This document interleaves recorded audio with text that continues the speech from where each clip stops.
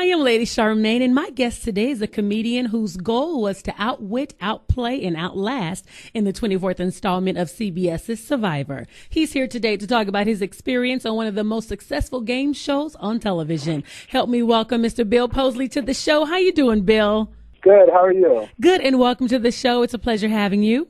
Oh, it's a pleasure being on the show. Now, I was going to say to you, one of the most interesting things after watching Survivor for so long, of course, we know the season that you were in, installment 24, but the night that you actually got eliminated from the show was the first in history. But before we talk about that, what made you want to audition for Survivor? Well, I fell in love with the show after watching, Heroes versus Villains.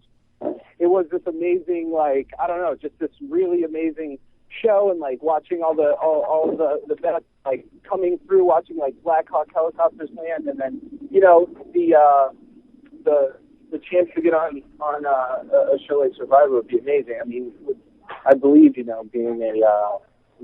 a comedian and being ex-military, and I figured I would have the social and physical skills to do well in the game.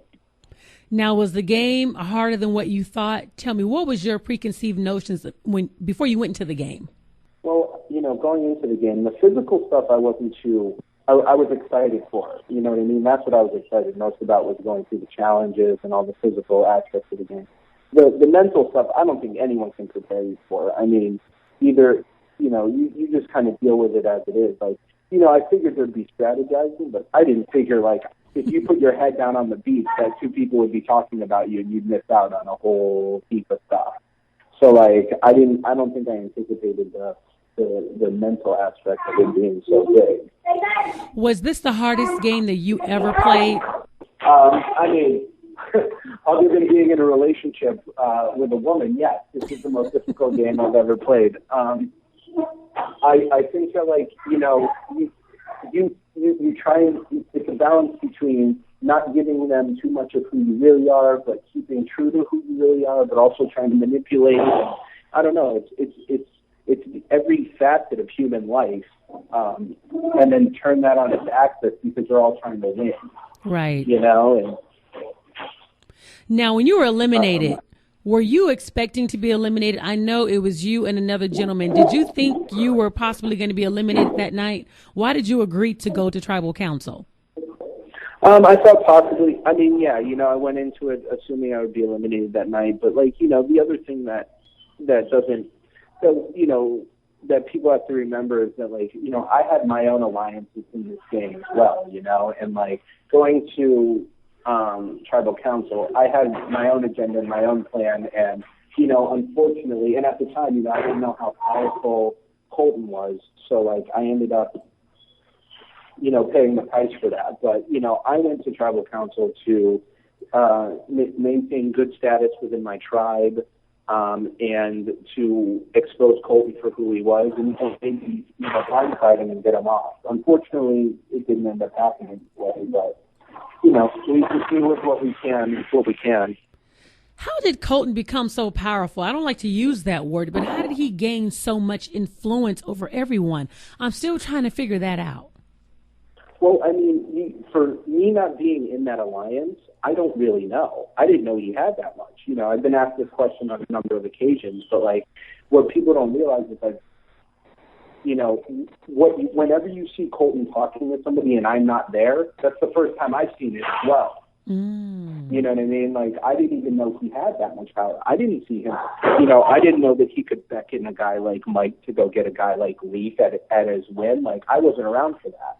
And anytime he would try and tell me what to do, that's why I got in his face, called him spoiled brats when he couldn't talk to people that way. Mm-hmm. So he didn't have that much power when it came to me or dealing with me. So I didn't think he had that much power around all the other players, but it turned out that he did. Mm-hmm. And I think he got it out of fear. Everybody was afraid of the idol, and it should have been something that, painted a target on his back, but instead gave him more power, which, I don't know. It is,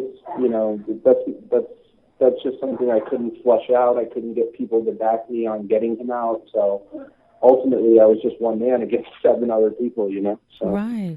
If you had the chance to do it again, Bill, What would you do differently if you had an opportunity to go back? How would you do this game differently?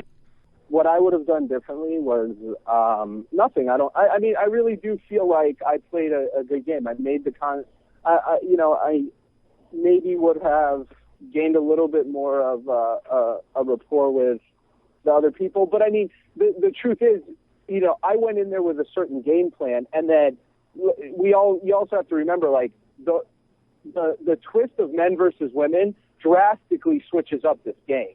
Mm-hmm. Like, whatever plan you had going in completely gets turned upside down when you make it men versus women, because I go in this game saying, all right, I'm a physical competitor that will at least get me to the merge, and then I'll have to then start playing the game after that because I'm a physical player that will then get me kicked out. Unfortunately, it's the other way around.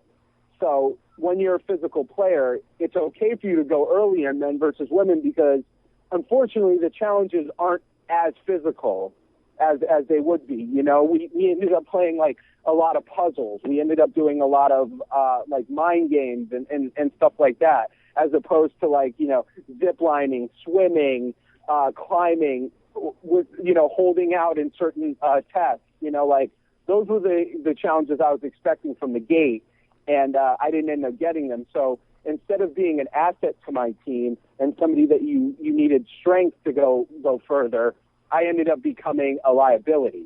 So that ends up, you end up paying for that in the end. So that was something that was completely unexpected. And but like, I still don't think I would have just, like, I know Jonas gets quoted as saying this, like, I don't think I would have been Colton's bitch at the end of the day. I don't think I could have been innately. I think that I would have still tried to, I think I would have tried even harder to get to Idol, and knowing what I know now, that he had that much power, I would have exposed the fact that he had that much power and said that this is going to be a problem. Mm-hmm. But I think I tried to convince everybody the best that I could. I told them that he was going to flip if he got to the merge with the girls, and nobody wanted to believe me. So they left me out there high and dry, and I paid the price for it.